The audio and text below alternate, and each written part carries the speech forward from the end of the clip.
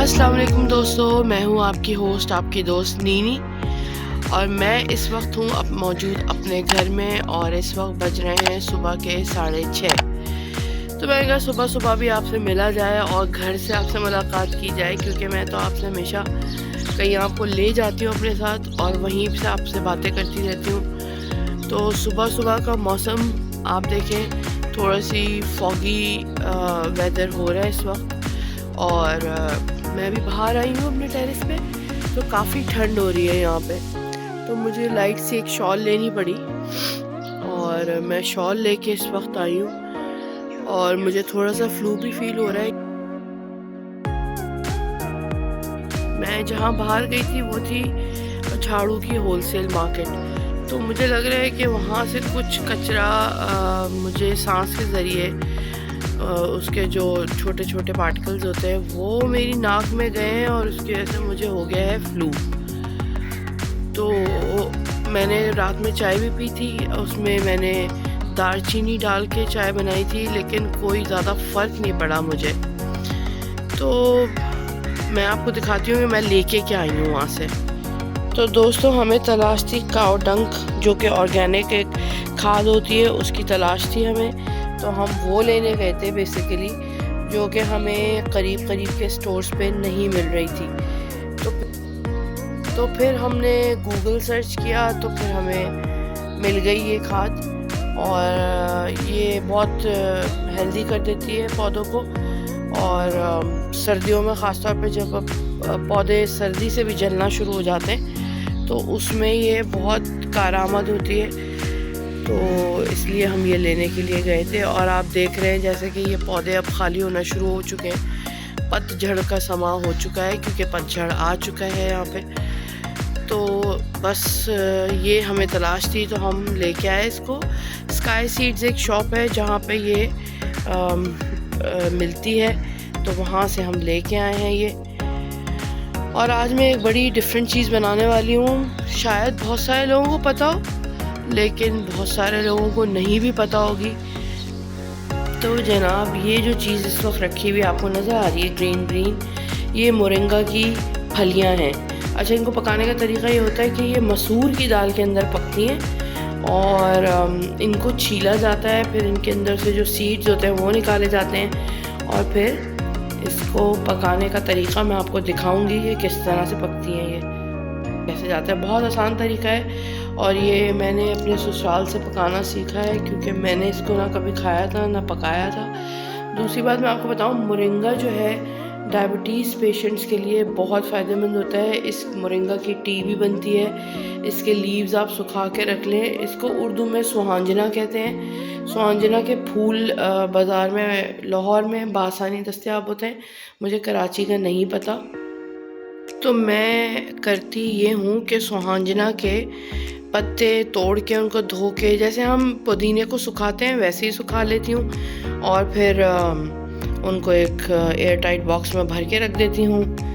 तो आपको नज़र आ रही होंगी हमारे घर में बहुत सारी बुक्स, जो कि अभी भी मैंने बहुत सारी एक बॉक्स में, बल्कि कई बॉक्सेस में वो पैक्ड हैं, क्योंकि मेरे पास ये बुक शेल्फ बहुत छोटा सा है।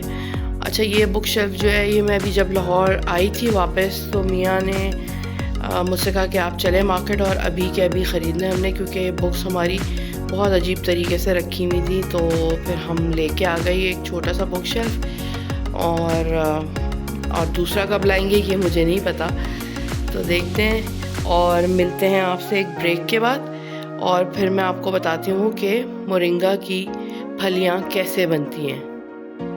मैंने मसूर की दाल चढ़ा दी है और ये बहुत सिंपल तरीके से चढ़ाई है मैंने। इसमें डाला है मैंने तेल और प्याज काट के और मिर्च, नमक और हल्दी। और जो सुहांजना की फलियां मैंने आपको दिखाई थी वो इस तरह से कटती हैं। इसके छोटे, मतलब इस साइज़ के, फिंगर साइज़ के पीसेस कर लिए और फिर इनका जो छिलका होता है वो उस तरह से उतरता है। ये देखें, तार है, ये तार उतरता है और फिर इनकी शक्ल ऐसी हो जाती है। अच्छा, ये जो पतले वाले पीसेस हैं इनको काटने की ज़रूरत नहीं है, तो ये ऐसे ही रहेंगी, इनमें वो नहीं होता दाने। लेकिन मोटी वाली जो है इसमें दाना होता है, तो उसको निकालना होता है। तो सीड्स को निकाल के और फिर इनको पकाते हैं। तो ये अभी बस छिल रही हैं, ये देखें ये किस तरह से छिल रही हैं। ये तार निकलता है इसका, और तार उतार के इसके सीड्स निकाल के और दाल थोड़ी सी पक जाएगी तो वो इसमें डल जाएगी। अच्छा, साथ ही मैं इसमें डाल रही हूँ टमाटर। तो ये रहे टमाटर, मैंने छिलके उतरवा के कटवा लिए और ये मैं इसमें डाल रही हूँ और बस ये अब पक रही है और ये थोड़ी देर पकती रहेगी। अच्छा, आपको मैं एक टिप बता दूँ, दाल जब भी पकाते हैं उसके अंदर चम्मच नहीं चलाते। अगर चम्मच चलाएंगे तो उसका दाना रह जाता है और वो स्मूथ नहीं बनती। तो स्मूथ दाल बनाने की टिप ये है कि आप उसमें चमचा ना चलाएं, कम से कम उस वक्त तक जब तक एक पानी खुश्क ना हो जाए। जब आप दोबारा पानी डालें तो उस वक्त चला दें। दोस्तों, मैंने इसमें फलियाँ धो के और कटवा के ऐड कर दी हैं। ये देखें, ये इस तरह की शक्ल होती है और इसमें से सीड्स निकाल दीजिएगा। बस ये 10-15 मिनट में गल जाएंगी और इनको लो मीडियम फ्लेम पे पकाते हैं, क्योंकि अगर आप ज़्यादा स्लो करेंगे तो ये फिर बहुत ज़्यादा गल जाएंगी। तो ये जब पक जाएगा तो इसके ऊपर कुछ लोग इस पर प्याज लाल करके यानी कि ब्राउन करके इस पर बघाड़ लगाते हैं। मैं इस पर मिर्चों और लहसुन और कड़ी पत्ते का बघाड़ लगाती हूँ और ज़ीरा डालती हूँ उसमें, क्योंकि मुझे वही अच्छा लगता है। तो जब ये रेडी हो जाएगा और जब मैं इसमें बघाड़ लगाऊंगी तो मैं आपको दिखाऊंगी ये कैसा लगता है। तो दोस्तों, इस पे मैंने बघाड़ लगा लिया था लहसुन, मिर्च और ज़ीरे का, और मैं आपको बिल्कुल दिखाना भूल गई। और ना सिर्फ मैं आपको उस वक्त दिखाना भूल गई बल्कि खाते हुए भी दिखाना भूल गई।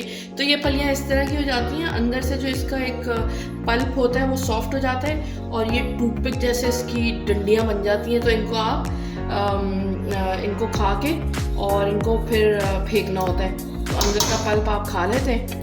और आज फ्राइडे है तो आज थोड़ा सा हेक्टिक रूटीन होता है मेरा, क्योंकि मुझे अपनी जो हेल्पर है डोमेस्टिक हेल्पर उसको भी जल्दी फारिग करना होता है। अच्छा, मैं अभी है ना, क्योंकि फ्राइडे है तो मैं बखूर जलाती हूँ घर में।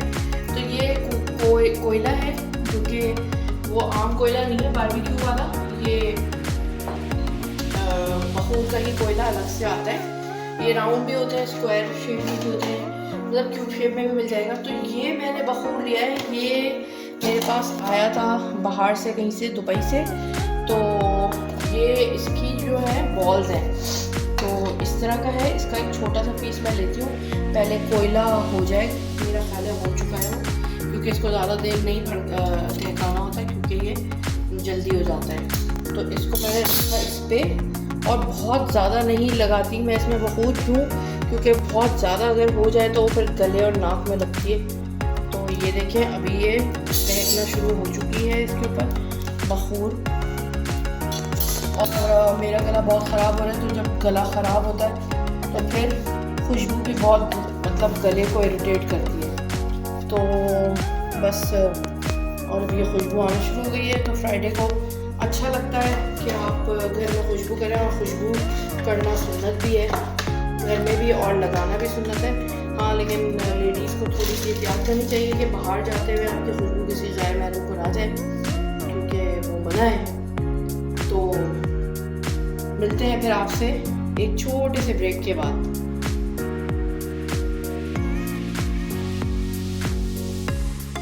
सुबह बखैर दोस्तों। अच्छा दोस्तों, मेरे साथ कल ये हुआ कि मैंने आपको बताया था मुझे फ्लू हो रहा है, और फिर शाम तक मुझे बहुत तेज़ बुखार चढ़ गया था, और उस वक्त मैं फिर वीडियो कर नहीं सकी। और अब आज दूसरी सुबह है, तो मैंने कहा आपको आज सुबह नाश्ते का रूटीन दिखा दूँ कि हम नाश्ते में सुबह उठते ही सर्दियों में क्या खाते हैं। तो ये है जनाब चेस्टनट्स, जिनको उर्दू ज़बान में सिंघाड़े कहते हैं, और आपको पता होगा ये कीचड़ में उगते हैं। तो हम ये नाश्ते में इसलिए खाते हैं कि ये फुल ऑफ कैल्शियम होते हैं और ये हड्डियों के लिए बहुत अच्छे होते हैं। वैसे भी हेल्दी है, कोलेस्ट्रॉल कंट्रोल करता है, ब्लड शुगर लेवल को कंट्रोल में रखता है। तो इसलिए हम ये सुबह खाते हैं, और ये सीज़न भी है तो जितना आप खाएं उतना अच्छा है।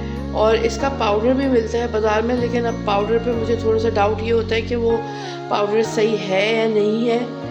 तो आप इसको ख़ुद ही ड्राई भी कर सकते हैं, मतलब इसको वो कर लें, कद्दूकश करवा लें, इसको ग्रेट करवा लें और फिर इसको धूप में रख के सुखा लें। और फिर जब ये ड्राई हो जाए तो इसको ग्राइंडर में ग्राइंड कर लें। तो ये है। और फिर उसके बाद हम जो नाश्ता करेंगे, यानी कि नाश्ते का आगाज़ है, जो हम नाश्ता करेंगे वो भी मैं आपको दिखाऊंगी कि हम नाश्ते में आज क्या खाने वाले हैं। वैसे तो मैं कम से कम मेरा तो 365 डेज़ एक ही नाश्ता रहता है, ब्रेड एंड फ्राइड एग, लेकिन आज मैं कुछ और खाने वाली हूँ क्योंकि मुझे फ्लू भी हो रहा है और वो अच्छा रहेगा फ्लू में। तो मैं आपको दिखाती हूँ कि वो क्या चीज़ है। तो दोस्तों ये देखें, सिंगाड़े इस वक्त मेरे उबल चुके हैं और ये इसको किस तरह से खाते हैं ये देखें। इसकी ऊपर की जो स्किन होती है वो उतार देते हैं और आप उसको चाहें तो नमक लगा के भी खा सकते हैं और चाहे तो वैसे भी खा सकते हैं। तो अब मैं भी ये खा लूँ और फिर आपको दिखाती हूँ एक और चीज़ की रेसिपी।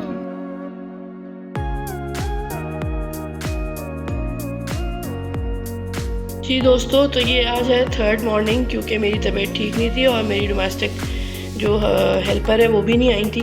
तो ये देखें, ये है गंदम का आटा, ये है बेसन, कुटी हुई मिर्च, गरम मसाला, ज़ीरा, साबुत धनिया, हल्दी, नमक और ये हरा धनिया और ये पुदीना, प्याज और हरी मिर्चें ये मैंने ग्राइंडर में ग्राइंड कर लिए।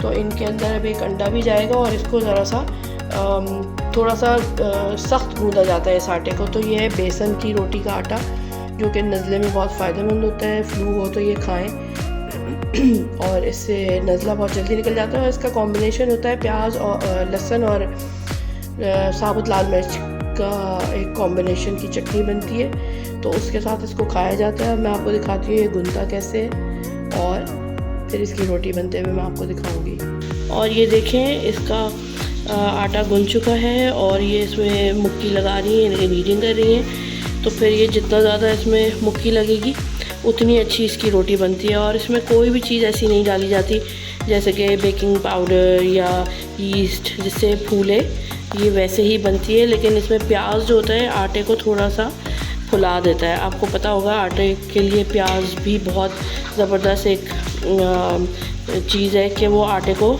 या बेसन को फुला देता है। और अब हम इसको कंटेनर में डाल के रख देंगे और ये रेस्ट करेगा आधे घंटे और फिर हम उसके बाद इसको रोटी बनवा लेंगे। तो दोस्तों आज मैं पका रही हूँ करेले गोश्त मैंने भूनने रख दिया है। और वैसे तो मैं आपसे ये चीज़ें शेयर नहीं करती, लेकिन आज मेरा दिल चाह रहा था कि ये चीज़ें शेयर करूँ, क्योंकि बाहर मैं आजकल कहीं जा नहीं सकती क्योंकि मेरी तबीयत मैंने आपको बताया है। और आज मेरा डॉक्टर का अपॉइंटमेंट भी है, शायद उन्होंने कहा है कि 2 दिन बाद डेंगू का टेस्ट करवाना होता है क्योंकि फ़ौरन रिपोर्ट्स नहीं आती। तो ये गोश्त मैंने भुनने रख दिया है। ये करेले अभी मेरी जो हेल्पर हैं वो काट देंगी और छील देंगी। और ये सिंगाड़े बन चुके हैं हमारे फ़र्स्ट नाश्ते के। ये बन रही है हमारी बेसन की रोटी और इस पे लग रहा है घर का बना हुआ घी। और ये रही हमारी तैयार रोटी। तो उम्मीद है आपको मेरा ये 3 दिन का वीलॉग पसंद आया होगा, क्योंकि मैं बीमार थी और मैं नहीं बना सकती थी वीलॉग कंप्लीट।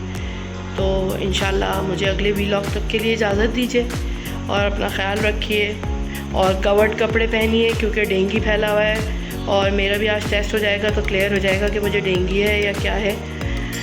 तो जाने से पहले वही बात कहूँगी, चैनल को सब्सक्राइब कीजिए, वीडियो को लाइक कीजिए, बेल आइकन को सब प्रेस कीजिए और मुझे इजाज़त दीजिए। अल्लाह हाफ़िज़।